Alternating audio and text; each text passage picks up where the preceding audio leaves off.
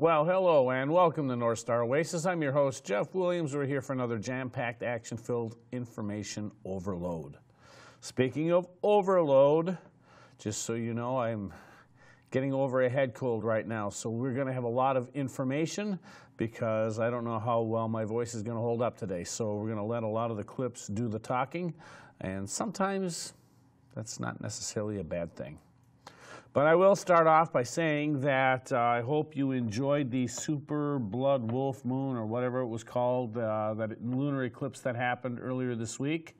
We are actually going to start off the program with that because I sent a text message to our ace producer and videographer, Dallas Pearson, earlier in that evening, and I said, Dallas, tonight's the blood moon. Can you go out and shoot it? Well, I didn't exactly specify a time, so he went out and he shot the moon before the eclipse, and the temperature was not that warm. And just as I was actually looking up the eclipse time, he sends me a message to, that he got the footage. And I went back, well, I thought that wasn't until 10:41. So he went back out again in the frigid cold and shot more footage. So I think it would be a complete disservice if I made our producer work so hard with his camera in that frigid cold to not actually show you the video. So we put together this little montage. It's going to have a little bit of the moon before the eclipse, a little bit of the shadows as the eclipse are moving in, and then some of the blood red from the eclipse itself. And we also set it to a little bit of jazz music. So we're going to try to get this off on a nice little light note with the darkness at the edge of night. Here we go. Here's the blood moon eclipse.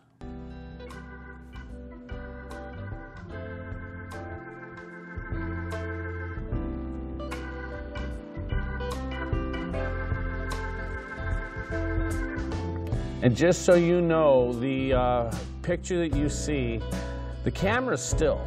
The camera is on a tripod and it is locked in and it is still.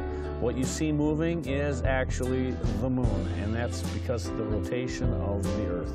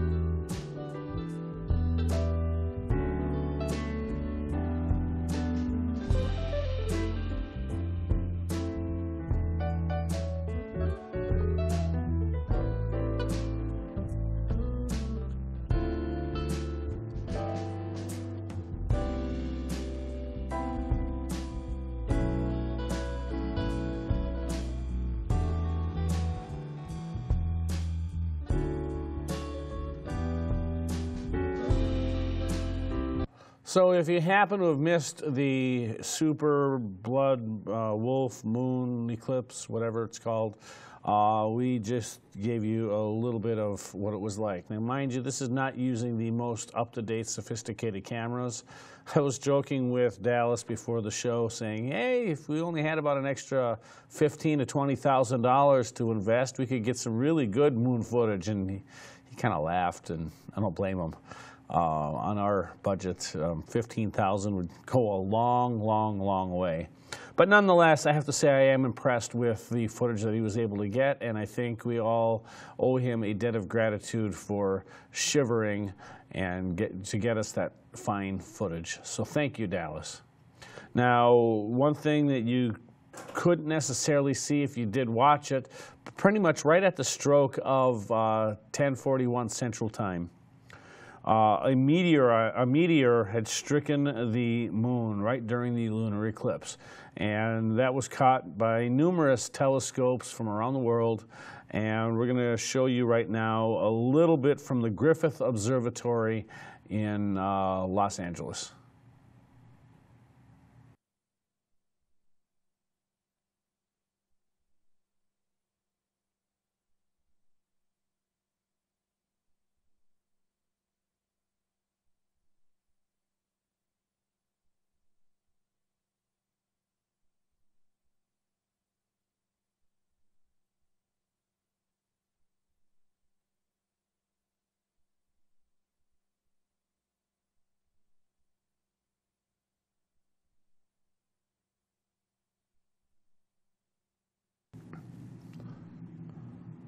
Now, even though that really didn't say much, we're going to have a little bit longer explanation here in just a second. A lot of the astronomers have guessed that the actual meteorite is about the size of a fist. That's, you saw on the telescope the flash. Well, that was something the size of the fist, and it was coming in at such a tremendous speed that they're anticipating that the crater is the size of 6 football fields made from something the size of one fist. That's what they're estimating. Now, the Lunar Reconnaissance Observatory, which is a satellite that goes right around the moon constantly taking pictures, when it gets around to that part of the moon, they will be taking pictures. They've already got a good idea based upon imagery where they think it is, and the LRO goes around the moon constantly, always looking for changes in the landscape, and they'll isolate the crater, and then they'll take measurements, extrapolate from the photos, and we'll have a clearer picture here probably within a week or two. It may take a couple of months to analyze the data and really get a clear picture, but they pretty much know already where it is and what size was. So we've got one person who has put up some 4K video, some really super fancy stuff. You're going to get a little bit of a tutorial on how he has done filters with video, but scrubbing that away, I think it's important to hear some of the things that he has to say in, with the location of this particular object. So this is going to be a little bit longer. It might be probably one of the more tedious videos that we've ever played. Please bear with us because it is kind of interesting, but you really got to pay attention. Hey y'all, it's Will, the Deep Sky Dude. What a crazy thing just went down. Something hit the moon while the total lunar eclipse was going down. I got footage of it in 4K. You've probably seen the video. I'm going to break down a little bit what we're looking at here and hopefully shed some light on some of this. So this is the equipment that I use, the Explorer Scientific ED102 with the Sony a7S Mark II and an Orion Atlas EQ mount. I edit everything in Final Cut Pro, and that's what you're seeing here. This is what I get when I hook all that together and I videotape the moon. Okay, so this is the image I get. I've got this looped over and over again, just to go back and forth to get better detail. And so what I can do here is I can actually take an image of the moon, some video of the moon just after totality, or just after the umbra went off the moon, so there's no shadow on the moon, and I can put it on top of the video of the moon when the impact happened. I can drop the opacity, move stuff around. You can see I'm moving one under the other and kind of getting everything where I think it's lined up. And then my idea here was that I would be able to see the flash through the full undarkened moon to maybe get some more detail about where the location was. And so that's what I've done here. I've got it down pretty close. It's not perfect, but it's real close.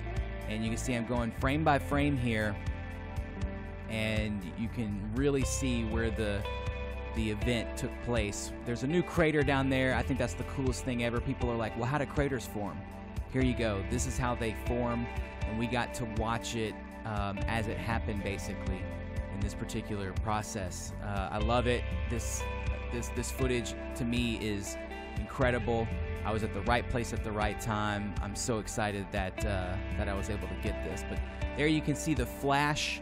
I thought it was Lagrange G when I was first looking at it, and this was before I made this particular overlay. I think the experts are saying Lagrange H. I'm not an expert here by any stretch of the imagination. I'm just a dude having fun with a telescope, and you know, I think that we can contribute a lot to actual science, us amateurs, just out here having fun, videotaping an eclipse, getting this amazing data. We can actually help actual science take place, which is really cool. You can see just to the right of this little clearing, this little dark area, that's where this crater is going to be. And then, so I've got my two clips. Basically, what I can do is, you know, copy these, and I can paste them and make a loop again. So then I have just a loop of the explosion going down one after the other, so then you can see it multiple times. It's not just flash and then it's gone and everybody's like, where was it, what happened, whatever. You want to be able to see it multiple times, so then you can get some good detail. And then, of course, what I'll do is I'll take this final product, and I'll zoom in and I'll do some color correction to bring out some contrast here and there. And so let's take a look at what that looks like right here. So here it is.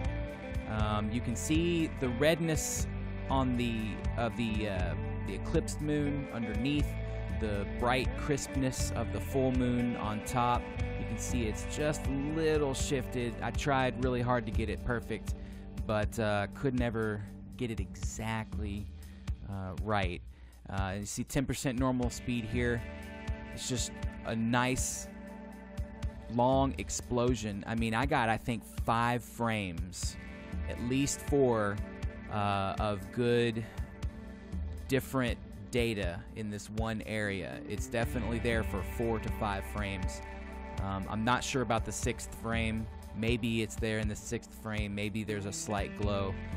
I've got some friends of mine that are actual experts that are going to look at this stuff a little more in detail and hopefully let me know. But there it is. You can, you know, the further I zoom in, the worse the quality degrades, and that's just an artifact of, you know, how video and all this stuff works. But you know, 10% normal speed, you can really see this awesome explosion happen. I'm going to keep studying this. I know there's going to be papers and all kinds of stuff written on this, so I'll try to report back on this as much as I can here and there. I just wanted to make a follow-up video to show you guys a little bit deeper into the explosion. I hope y'all enjoyed it. I hope y'all enjoyed the eclipse, and if you didn't, maybe you'll catch the next one. Lots of cool stuff coming up in 2019, guys. Thanks for watching. We'll see you in the next video. And so there you have it. One tiny little blip at 1/30th of a second, and there you have it. There was a meteorite impact with the moon right there during the eclipse.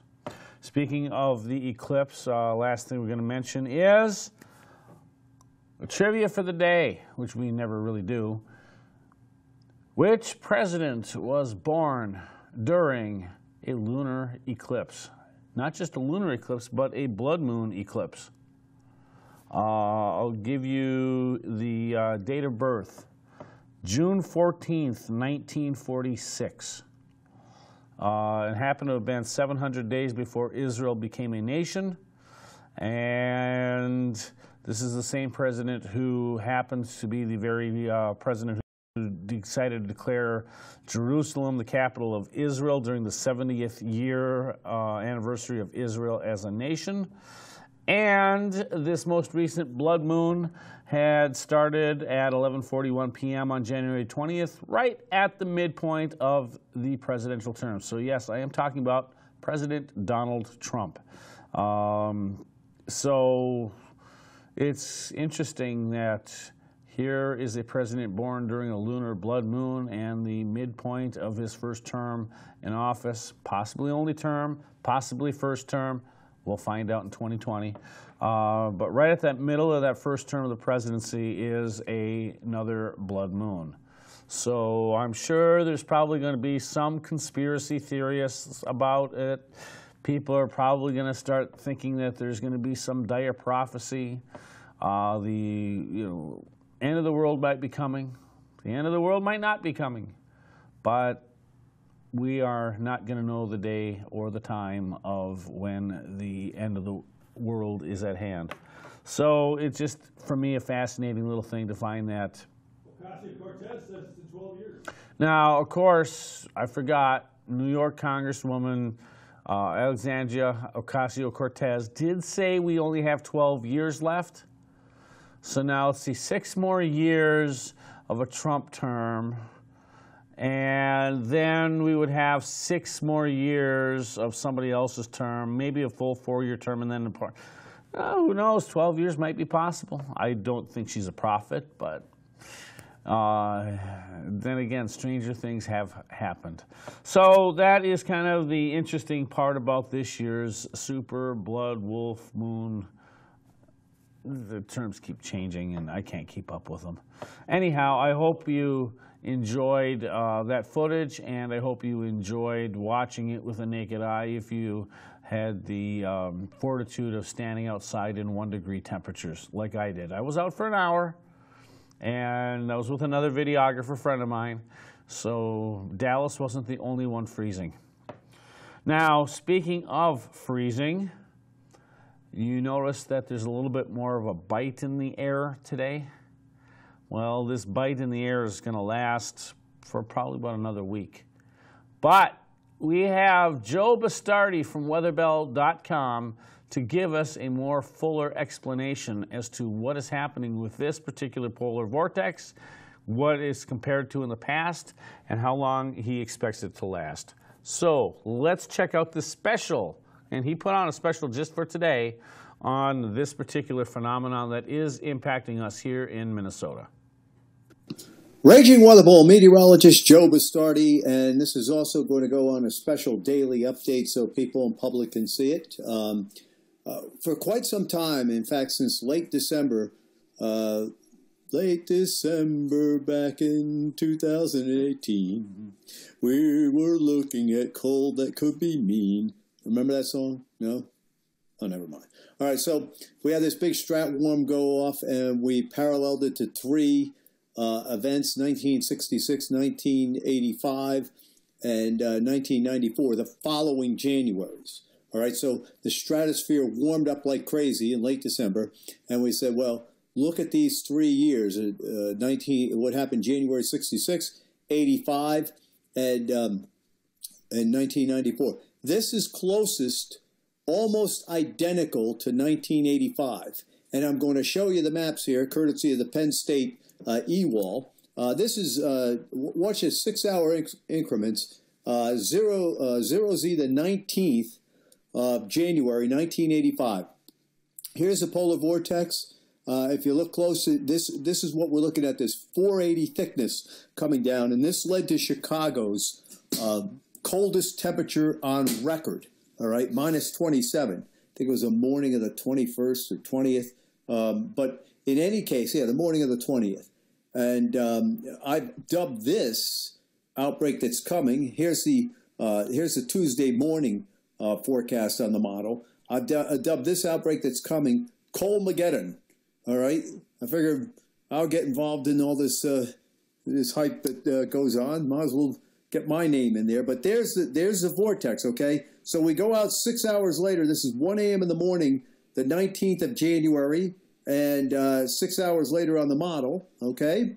So let's go to the morning of January 19th. Here's the vortex coming southward. This red dotted area in here is that 480 thickness that I look at. And here's the forecast out for Tuesday evening. All right, so, and you can see the 480 coming in there. Very, very, means the atmosphere. Look, think about it. Think about it this way: that when the atmosphere expands, it's warmer. When it contracts, it's colder. Just think about it that way. So if the 1,500 millibar thickness is down to only 480, it means it's very, very cold. All right. So here we are, 0Z, the 20th of January, and you can see the 480 coming in here. Now, I was at a Bruce Springsteen concert at this time in Greensboro, North Carolina, minding my own business. It was very nice, may I add, a good concert. But in any case, here's the 144-hour forecast, and here comes, you can see the polar vortex coming in. You see the 480 thickness coming in, right? So we get out here to 1 a.m. in the morning, and you see what starts happening, though? This starts becoming a spoke. Energy begins to transfer to the northeast, and this becomes a spoke. There's the 480, the red coming in there. All right. So now we're looking at the middle of the day next. Let's see. Yeah, middle of the day next Wednesday. Okay. See how it's becoming a spoke, right? And there's the 480 thickness coming in, and so here we are. This is Sunday morning, January 20th. I remember it well because there was a half a foot of snow driving up Interstate 85, then 95 here in Southeast Virginia as I was struggling to get back home to State College, Pennsylvania. There's your 480 thickness over Chicago, right?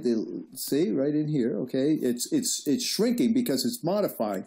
Now, this model, it's still a little bit bigger, all right, as it's swinging around. But you can see the same kind of precipitation trying to develop there, right? Okay, so we get over here to, this is 1 o'clock in the afternoon, and about this time I'm stopping for gas in Washington, D.C., and it's 3 above 0 in D.C., all right? So we have, this is 510 here, this is 480, what's left of that little red area, and you can see the same kind of modification going on here, same kind of look. It's almost identical to 1985. It's okay, and what caused it in 1985 is similar to what's causing it now. It's not extra, CO2, and it's not a sign of a little ice age, all right?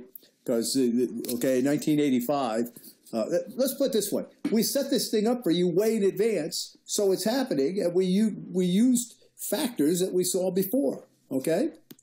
So here's 0Z the 21st, and you can see it's getting ready to leave, and here's the 168-hour forecast for next Thursday morning, and here comes the next system. They'll dive in after that, but very similar, amazingly similar to the 1985 outbreak. And I love to show things before. If you've been watching us here on Weather Bell, and I'm sure the premium members have, but if you watch this, we've been talking about this since that stratospheric warming event went off, all right? Something we were looking for this winter, given an active MJO that we thought was going to occur. There's the Madden-Julian oscillation. There's nice research out there about active Madden-Julian oscillations in stratospheric warming events. All right, that's it for now. Enjoy the weather. It's the only weather you got. And if you hold on for just a second here, I am going to take a look at the long-range forecast just to see what our temperatures are supposed to be coming up here in the next few days. Anyhow, we will go through the weekend with today on the 24th. We've got a high of 3 degrees and a low of -9. This is according to the National Oceanographic and Atmospheric Administration at forecast.weather.gov. Tomorrow, Friday, high of 5, low of -6. Saturday, high of 10, low of -6. Sunday, a high of 7 and a low of -2, which is really not as bad as the forecast was about a week ago, which, according to a couple of sites, we were supposed to have had a high of -16 and an overnight low of -24 for Saturday, but that seems to be modified. But nonetheless, we're getting back into the minus temperatures for overnight lows, and that means winter is around, actually Wednesday night, let me just see here, detailed forecast. This one just caught my eye. Tuesday night, so we're talking, yeah, right after I got through Sunday night. So Monday, well, Monday night, the low is -10 with a northwest wind around 10 miles per hour. Tuesday, high near -4. Tuesday night, low around -19. So we're going a week out next week. Next Wednesday, a high near -8 and a low around -20. And then Thursday during the day, a high near -3. So when we come in to do next week's episode, I can expect to even be bundled up even more if the high is -3. So it's going to be a long week for those of us up here in the winterland, because winter has returned, and there is Joe Bastardi, who had just explained, as he would say, the why before the what. Now, of course, with the why before the what, that also means we are now in presidential campaign mode, at least for the Democratic nomination. And in the last couple of weeks, we've highlighted different candidates. We did kind of skip one, so we're going to go back to her right now. Here is a segment on Representative Tulsi Gabbard from Hawaii, who announced that she is going to be in the pool of candidates running for president on the Democratic ticket.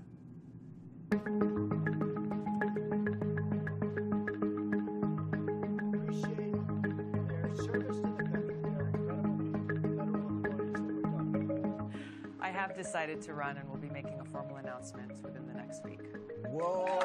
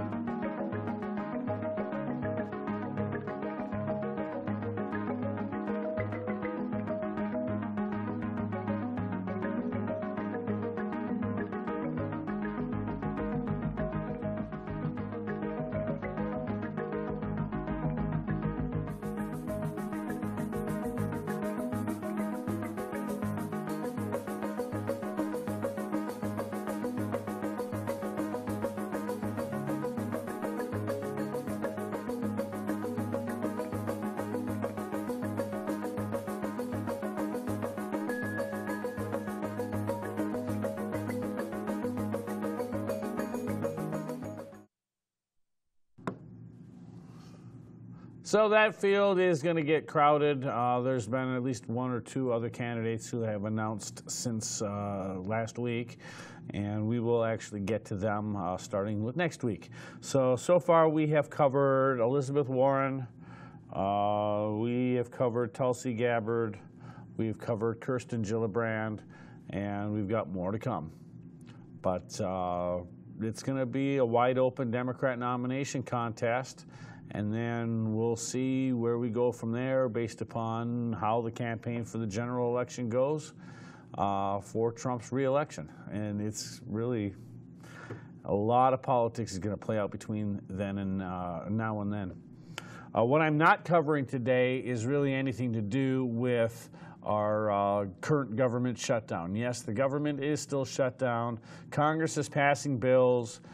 I have no idea what they're doing today, because here I am trying to prep for a show, trying to bring you more insightful commentary, and things are going on in Washington, and I can't pay attention to them, so I'm just not going to cover it.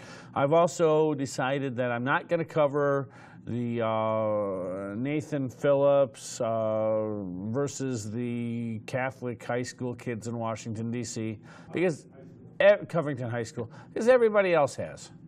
And I've got my own take on the situation, but there's so much commentary going out, you don't need to hear mine.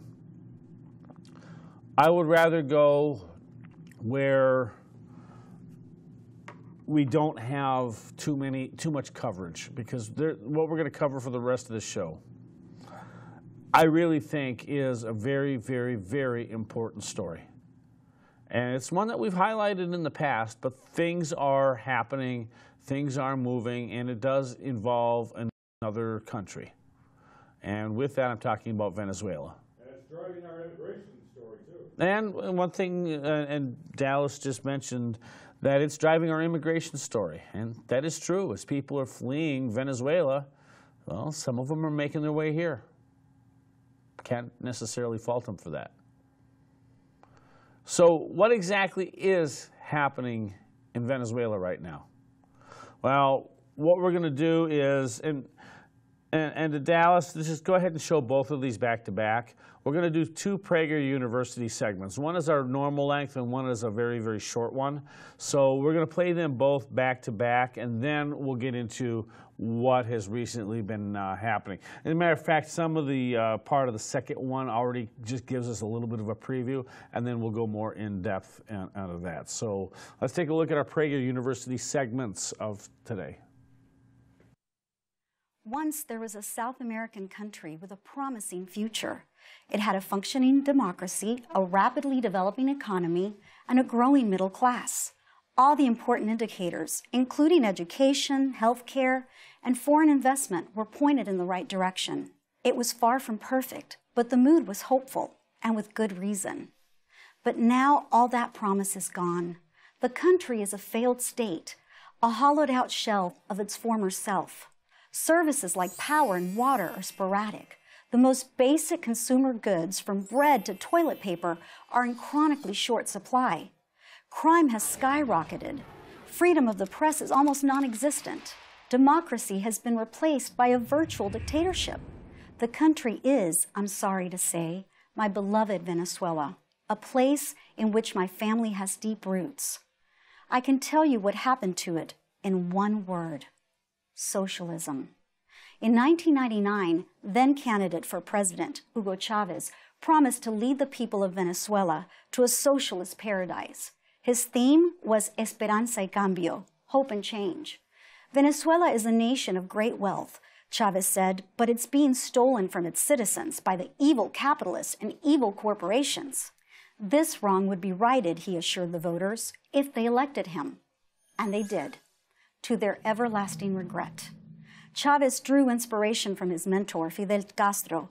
Like his mentor, he enjoyed giving speeches that sometimes lasted as many as 7 hours. He even gave himself his own weekly television show, where he would spontaneously break into song. Here's a rule: when your nation's leader starts singing on national television, you're in trouble. Under Chavez, the government of Venezuela took over industry after industry. The government, he assured everyone, would run these businesses better than private enterprise, and the profits would be shared by the people. With great fanfare, he tore up contracts with multinational oil and gas companies and demanded that they pay much higher royalties. When they refused, he told them to leave. They did. His image was burnished by Hollywood celebrities who flocked to see the great work he was doing, taking money from the rich and giving it to the poor. Progressive politicians from the U.S. and Europe also praised him lavishly. Here's another rule: when Hollywood celebrities visit your country to praise your leader, you're in trouble. When the leader sings on national television and is praised by Hollywood celebrities, you're doomed. Socialism always works in the beginning, so people are fooled in the beginning. It's easy for governments to confiscate money, but eventually, there's no more money to confiscate. In the case of Venezuela, I mean that literally. People who could get money out of the country did. Many left the country altogether. Nearly 2 million, according to Venezuelan sociologist Tomás Paez. The wealth creators continue to create wealth, but they created it somewhere else, Miami or Madrid, and other places around the world. When Chavez first ran for president in 1999, he said he would leave in 2 years if people weren't happy with him. But, like Castro, Chavez never had any intention of giving up power. He died in office in 2013, replaced by his vice president, Nicolás Maduro. Maduro is Chavez without the charisma or the voice. The country is now a pariah, shunned by the world and isolated. It's so bad that many international airlines refuse to fly there. People stand in lines for hours just to get food. Sometimes they walk away empty-handed. A recent survey found that 75% of Venezuelan adults lost weight in 2016, an average of 19 pounds. This national weight loss program is known cynically as the Maduro diet. Still, Maduro holds onto power. Opposition leaders and journalists who report the truth are jailed. Venezuela is a cautionary tale. Once a country goes down a socialist path, there's no easy way back. And the longer a country stays socialist, the harder it is to reform it. Venezuela has been socialist for 2 decades. If you don't think it can happen here, whether here is the United States or Europe or anywhere else, you're fooling yourself. When people get used to depending on the government, no matter how poor they remain, that dependency is hard to break. That's why you should never buy the socialist lie. Socialism is a drug. And like a drug, it feels great at first, but eventually it will ruin your country, just like it ruined Venezuela. I'm Debbie D'Souza for Prager University. Thank you for watching this video. As a nonprofit, PragerU relies on donations from viewers like you. Please consider making a donation.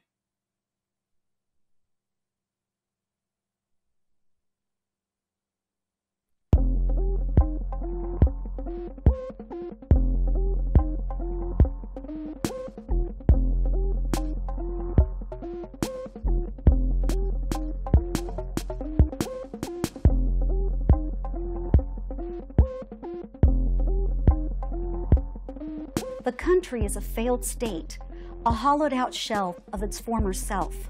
Services like power and water are sporadic.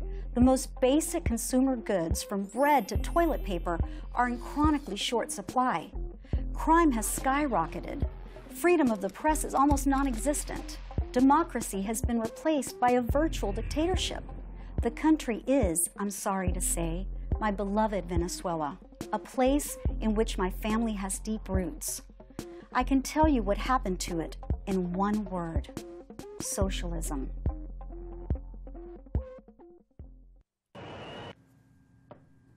So we kind of did that backwards, where we gave you the preview at the end only because they had added that little section. So you had watched the full video, and then the smaller video was the preview to watch the first one. But I did that intentionally because of what has happened with the presidency of Venezuela is now in dispute. There is an uprising. People are not happy. People are dying in Venezuela. I hear so much out of Washington talking about having sympathy for federal employees who missed their second paycheck, but they're going to get paid back as soon as this shutdown is over.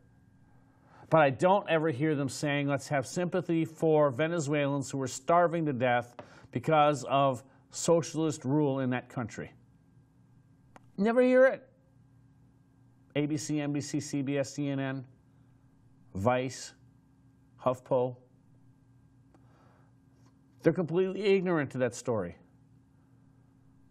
It doesn't support their narrative. Socialism is good, according to Alexandria Ocasio-Cortez,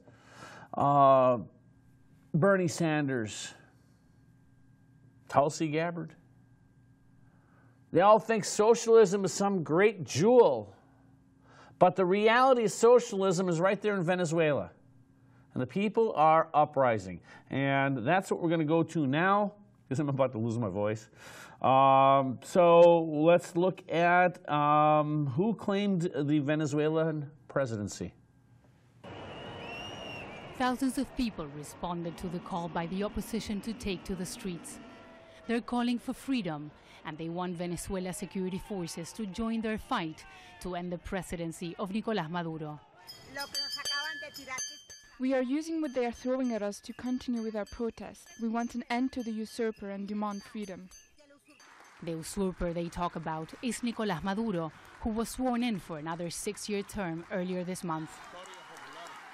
Juan Guaidó is the man that challenges his legitimacy. He's the president of the National Assembly, a powerless opposition-controlled body that has proclaimed him the country's interim president. I swear to assume the powers of the national executive as the interim president of Venezuela, to secure an end to the usurpation and treasonous government, and to have free elections. If it is to be, let God and country reward us, and if not, let God and country demand it. On Wednesday, Guaido's claim to office was recognized by U.S. President Donald Trump and several other leaders in the region who regard Nicolás Maduro a dictator. He still controls the military and the country's main institutions. Nicolás Maduro accused the United States of promoting a coup to take control of Venezuela's oil reserves, considered to be the largest in the world. En cumplimiento de mis funciones. In fulfilling my duties to which I swore before the people to respect and be respected, and for the independence, sovereignty and the peace of the Republic, I've decided to break diplomatic and political relations with the imperialist government of the United States. Those on the streets say they're tired of an economic crisis that has forced millions of people to flee the country.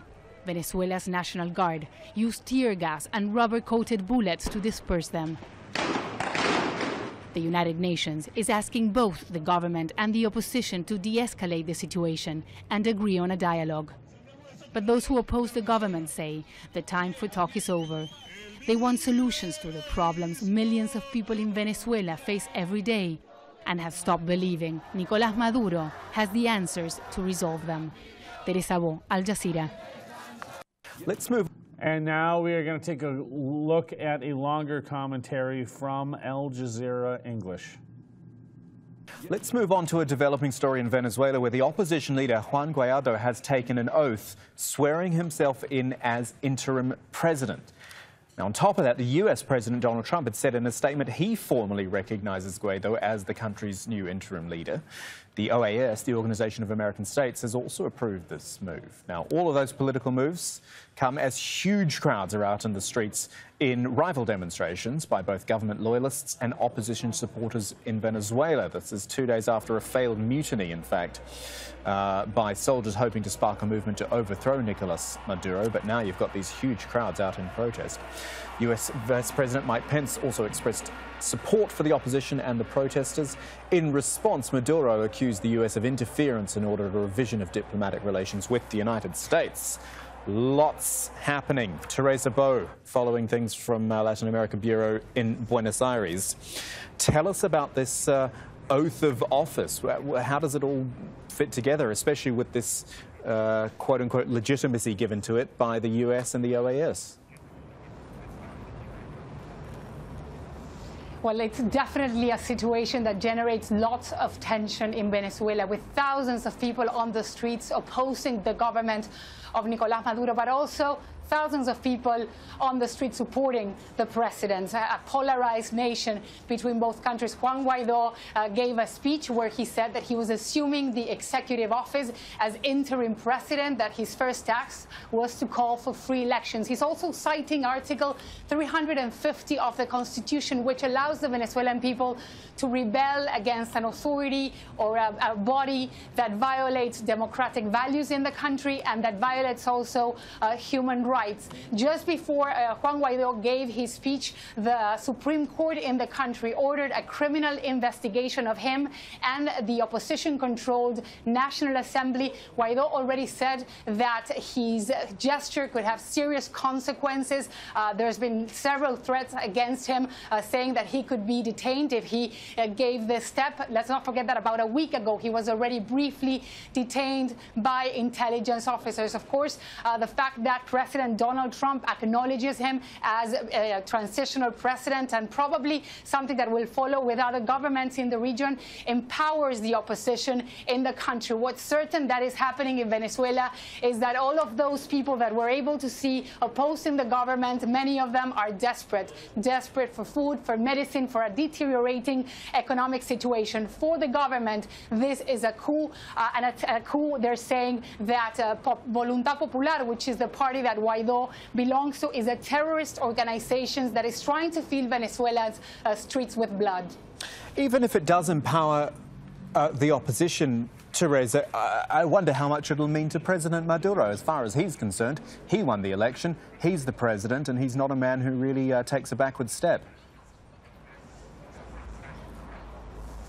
Well, that's right. Nicolás Maduro won the elections in May last year, even though there were lots of statements made, especially by the company that controls the voting machines, that fraud was committed. The opposition is saying that those elections were filled with irregularities, and that's what the United States is also saying. In spite of this, what we're seeing in Venezuela right now is an unprecedented situation, one where we're seeing an opposition that has the support of the United States, and we're seeing a national government that has the support of Russia and China. We're seeing a country where the opposition has the support of the opposition and thousands of people on the streets and of economic powers, but also a national government that has the support of the military and controls the institutions and the country's natural resources. There's obviously not an easy way of getting out of the current tension that exists in the country. Many are expecting that the government could move against the National Assembly and Guaidó in the next few hours. Most of the analysts we have spoken to say that they're still trying to understand what's going on and what could happen because of the tension that this generates in a country that's already polarized and that has already seen lots of violence in the past years. Teresa, one of our viewers earlier was asking a question about the U.S. involvement, and now that we have this statement from Donald Trump, it becomes even more relevant. Why the United States would want to take this position, why they would want to involve themselves this much. Is it in as much that this is an opportunity, that there is a strong opposition and it is a chance to actually make a dent in this regime in Venezuela? Well, there's obviously a new president in the United States, and that's Donald Trump, who has a completely different attitude than the previous administration. But for many, many years, the United States has already opposed many of the policies that the government of Nicolás Maduro has taken in the past years. We have seen strong statements from the United States in the past. This is not the first time. The situation is different now. Donald Trump brings a whole different scenario, not only in Venezuela, but also in Latin America, with presidents like Mauricio Macri in Argentina, Jair Bolsonaro in Brazil, among other things. But what makes the situation even worse for Nicolás Maduro in this case is not the opposition. I mean, the opposition in the past years, since back in 2017, it has been divided. It lacked a leader. Well, now they have one. But the big problem in Venezuela right now is the economic situation that has forced millions of people out of the country, with people that with a minimum wage, they can barely buy 4 packs of rice. That's the biggest headache for the governments, and that's the biggest challenge they've been facing until now. Thank you for all of that, Teresa Bo in Buenos Aires, following the events going on in Venezuela. The live pictures that we've seen, actually, of these. I mean, this picture doesn't unfortunately show it. We had some high shots earlier which showed the huge numbers. It looked like hundreds of thousands of people out protesting. To be fair, there are pro-government supporters out there as well. This is not entirely anti-government, but I'd say the majority are anti-government. And in fact, let's have a little listen to some of this.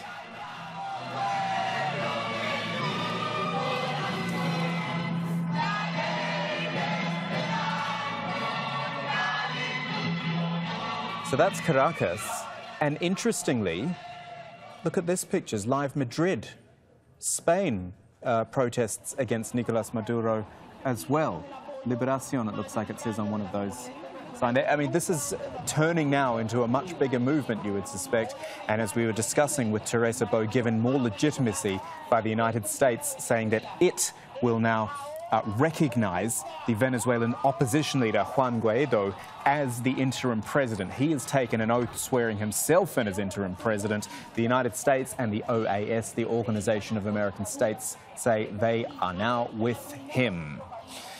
There is another side to this story, of course. Inside Venezuela are the protests, and then outside, in Cucuta, Colombia, near the border, Alessandro Rampietti is there with some of the people who have made it out of the country. But you were telling us earlier, certainly on the news grid, protests there as well. Yes, Kamal, a number, probably a few hundred Venezuelan migrants who live here right on the other side of the border in Colombia, in the city of Cúcuta, have marched all the way to the border with Venezuela on this bridge that you see behind me, the Simón Bolívar International Bridge. They arrived all the way to the middle of the bridge where the Venezuelan National Guard was standing. That's when they started chanting freedom, freedom, down with Maduro. They were also inviting the guards on the bridge to revolt against the government. Everybody here seems quite excited with what's happening in Venezuela. They believe this could be the start of the movement that will bring down of Nicolás Maduro. Many of them have also told us that they are dreaming of going back. Their life in Colombia has not been easy. There are over 1 million Venezuelan migrants here in the country. Many are doing menial jobs or informal jobs. They have had a hard time here finding a proper line of work or doing what they were doing back in their country. Yet they're saying that they're very grateful with Colombia because here they've been, at least they were able to eat and whatever they could save back to Venezuela. Alessandra, the signal's breaking up just a little, so I'm going to leave you there, but thank you for that update from Cúcuta, Colombia.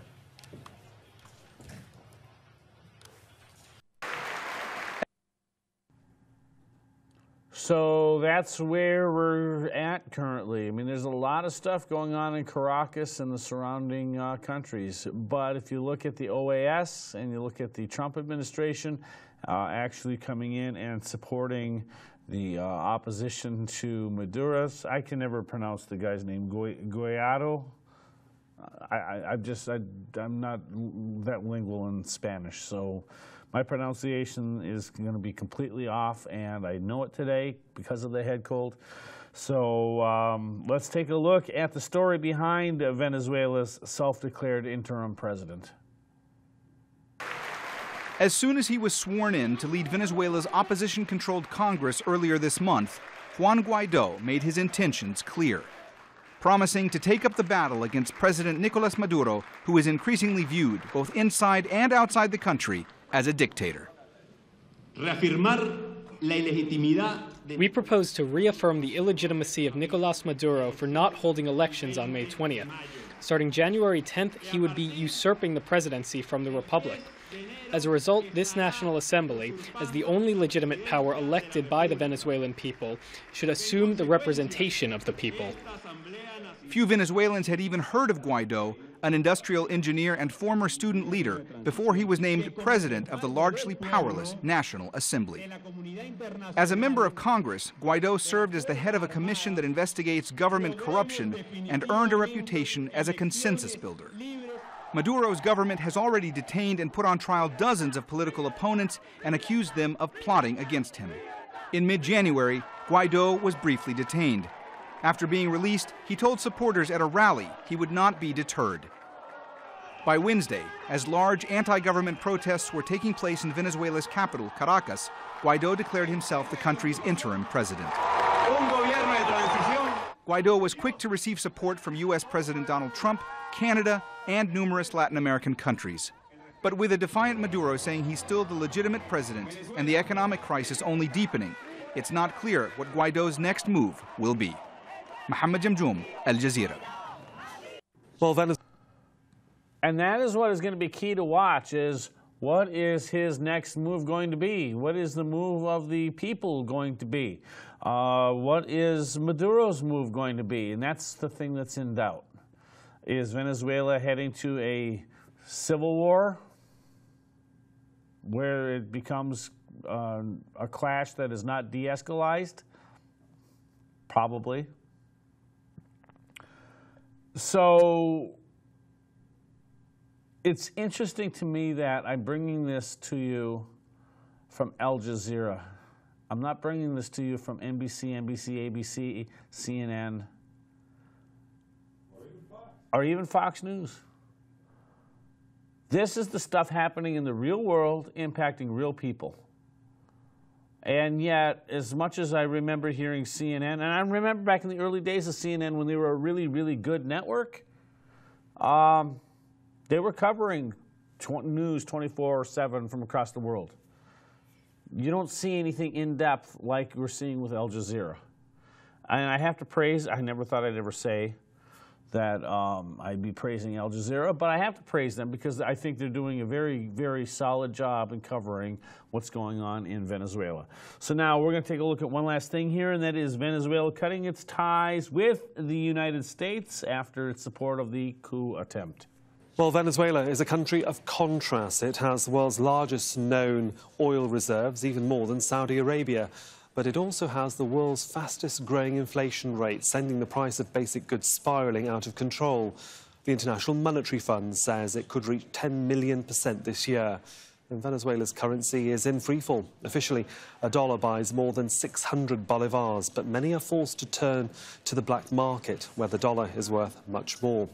Oil makes up 95% of exports, but low prices and US sanctions have cut down foreign exchange reserves. Paul Dobson is a journalist at VenezuelaAnalysis.com. He joins me now via Skype from the Venezuelan city of Madeira. Good to have you with us live on Al Jazeera, sir. The international community has been weighing in. I mean, how will Maduro react to these sort of large blocs voicing their concern? Well, as yet, he hasn't come out to make any public statements beyond what he said yesterday. Yesterday, as you've mentioned earlier in your program, he broke diplomatic and political relations with the United States. Since we've seen a range of local, regional countries recognized as competitor for the presidential power. But Maduro is very sure that he has some very firm backers in the international community. Russia, you just talked about China. Well, anyhow, we're not gonna play the rest of that just because we're running out of time. I mean, the show is coming to a close, but you see a bigger picture of what's going on. And if Venezuela does not get control of what's happening within its borders, it's going to spill out. It's already spilling out. We talk about our own security and safety at our own borders. We're going to have a lot more Venezuelans who are legitimate refugees trying to come up here for the right reasons. Isn't it easier to deal with the problem in Venezuela? That's what they're trying to figure out. It's not going to be an easy solution. There's probably going to be a lot of people who are going to die needlessly. But go back to the beginning of the Prager University segment half an hour ago. One word caused all of this: socialism. Don't let it happen here.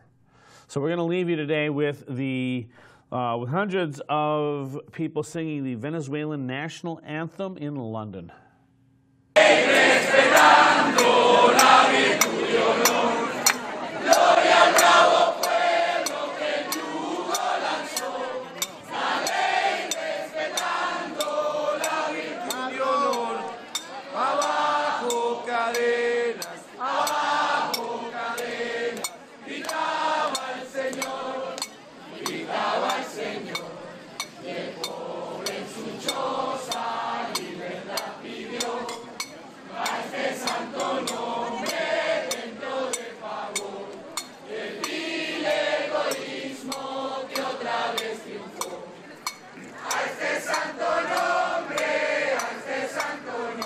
For Dallas Pearson, producer, I'm your host, Jeff Williams. You are watching North Star Oasis.